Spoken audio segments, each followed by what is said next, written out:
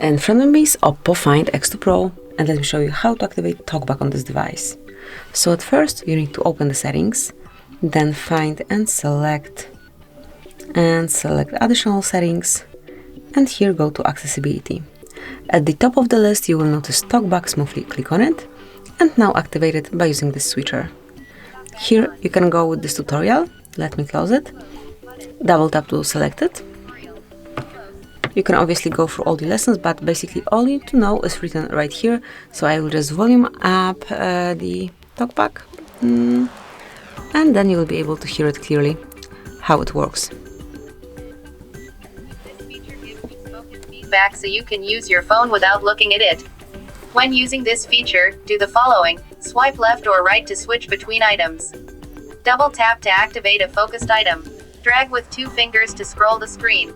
To turn off Talkback, do the following: tap the Talkback switch and wait for a prompt saying the item has been focused. Double tap on the screen. In the dialog box displayed, tap, turn off, and double tap on the screen. Accessibility volume set to 85%. So as you can hear, as you can see, it is working this way. You need to mark something once, Back button, out of list. then double tap to select, Accessibility. to scroll use your 2 color fingers, correct, color inversion.